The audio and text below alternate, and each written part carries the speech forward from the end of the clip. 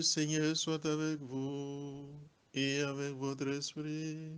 Évangile de Jésus-Christ selon Saint Jean. Gloire à toi, Seigneur. En ce temps-là, Jésus disait à ses disciples, « Si vous m'aimez, vous garderez mes commandements. Alors je prierai le Père, et il vous donnera un autre défenseur qui sera pour toujours avec vous. L'Esprit de vérité, lui que le monde ne peut recevoir, car il ne le voit pas et ne le connaît pas. Vous le connaissez, car il demeure auprès de vous et il sera en vous. Je ne vous laisserai pas orphelins. Je reviens vers vous. D'ici peu de temps, le monde ne me verra plus, mais vous me verrez vivant, et vous vivrez aussi. En ce jour-là, vous reconnaîtrez que je suis en mon Père, que vous êtes en moi, et moi en vous. Celui qui reçoit mes commandements et les garde, c'est celui-là qui m'aime. Et celui qui m'aime sera aimé de mon Père. Moi aussi, je l'aimerai, et je me manifesterai à lui. Acclamons la parole de Dieu. Louange à toi, Seigneur Jésus. Alléluia, Alléluia, Alléluia, Alléluia, Alléluia, Alléluia, Alléluia, Alléluia. Alléluia, Alléluia, Alléluia, Alléluia, Alléluia, Alléluia.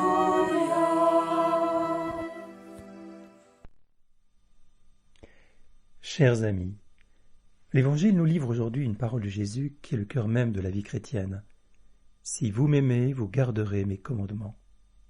Cette phrase contient pourtant deux mots qui paraissent inconciliables pour beaucoup, les mots « amour » et « commandement ». Nos contemporains pensent plutôt que là où il y a de l'amour, il ne doit pas y avoir de commandement. Pour eux, amour ne s'accorde pas avec obligation. C'est là une conception étrange de la liberté, comme si le fait de commander excluait l'amour. On a fait de l'amour une espèce d'absolu qui se suffit en lui-même, mais qui finit par ne plus avoir de fondement. C'est sans doute la raison pour laquelle il est devenu si fragile. En somme, l'amour est devenu inconsistant. Il est réduit à un sentiment idéalisé, mais dramatiquement passager. Jésus, lui, n'hésite pas à associer l'amour à l'observance de règles, et ces règles garantissent sa solidité et sa pérennité. Il suffit de considérer le parcours du peuple élu dans la Bible. Dieu va le constituer autour d'une loi. Le don de la loi au Sinaï sera une étape déterminante dans l'histoire d'Israël. Et Dieu, par ses prophètes et ses différents messagers, ne va cesser d'exiger l'observance des commandements. Il est vrai que l'obéissance a toujours le risque d'être formelle, servile. Elle peut être une contrainte imposée de l'extérieur à laquelle on se soumet de mauvaise grâce. On le fait parce qu'il faut le faire. On obéit à la loi de la tribu pour ne pas en être exclu. Mais peu à peu va émerger dans la Bible la notion d'amour. Il y a toute une pédagogie qui intègre la lenteur de l'humanité et la conduira jusqu'au sommet. C'est un peu comme un enfant qui au départ ne déroge pas aux règles qu'on lui a imposées par crainte des sanctions, et qui apprendra en grandissant à les respecter parce qu'il ne veut pas peiner ses parents. Revenons à la parole de Jésus. Il la redira d'ailleurs une deuxième fois dans ce court passage. « Celui qui reçoit mes commandements et les garde, c'est celui-là qui m'aime. » Cette parole nous apprend que la vie chrétienne ne peut s'affranchir de règles, mais que celles-ci doivent être intégrées par l'amour. L'amour est la motivation la plus noble et la plus puissante pour faire ce qui plaît à Dieu. Ainsi, je ne pourrai répondre aux exigences de mon baptême que si j'aime le Seigneur. Et si je m'efforce, malgré ma pauvreté, malgré mon péché, de suivre les commandements, alors je montre là, par là mon amour. L'un renvoie à l'autre dans un va-et-vient qui suit normalement un chemin de croissance. Le passage d'Évangile que nous accueillons en ce 6e dimanche de Pâques ne se contente pas de nous rappeler notre devoir, même si c'est un devoir imposé par l'amour. Il nous donne le terme de ce chemin. « Celui qui m'aime, dit Jésus, sera aimé de mon Père. Moi aussi je l'aimerai, et je me manifesterai à lui. » Dieu ne nous demande pas de l'aimer en gardant une distance avec nous. Il nous introduit dans l'amour trinitaire. L'amour nous rend proches de Dieu. Il nous rend semblables à Dieu. Alors en cette période étrange que nous vivons, n'oublions surtout pas que le Seigneur saura bien se donner à nous sans la messe, qui est pourtant si précieuse et nécessaire. Puisque nous sommes privés de ce moyen, il en prendra d'autres pour nous combler de son amour et se manifester à nous. Quelle extraordinaire révélation! Qu'elle illumine cette journée. Plus encore, qu'elle illumine toute notre vie en nous rappelant la grandeur et la beauté de notre appel. Votre curé, tout proche de vous.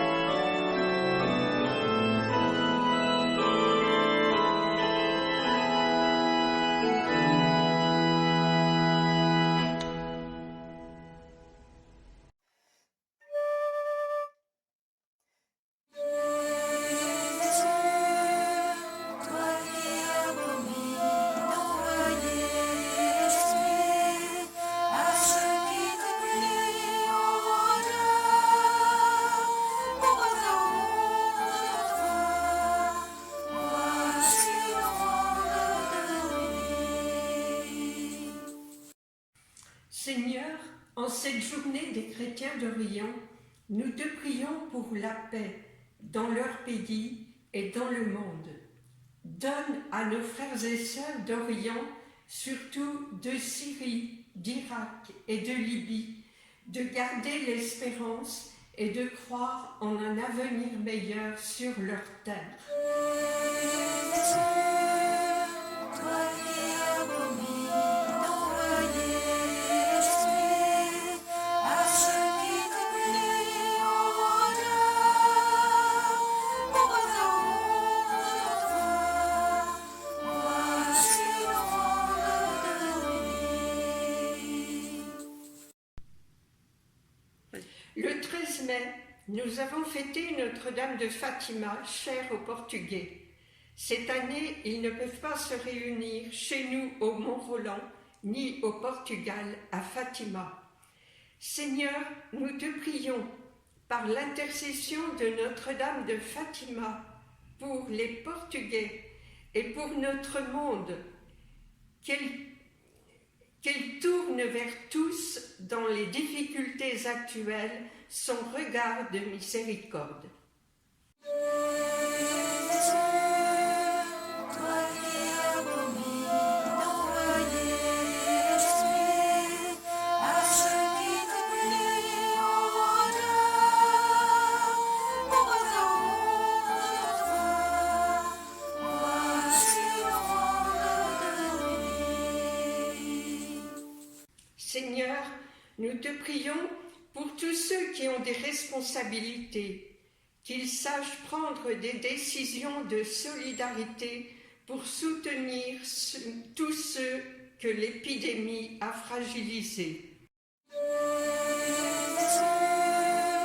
Toi qui abomis d'envoyer l'esprit à ceux qui te plient en honneur, pour attendre toi, voici l'offrande de nuit. Nous te prions pour notre communauté chrétienne, qu'elle sache se rendre attentive à ceux qui souffrent, les malades et toutes les personnes en précarité. Toi qui abomis d'envoyer l'esprit à ceux qui te plient en honneur, pour attendre toi, voici l'offrande de nuit.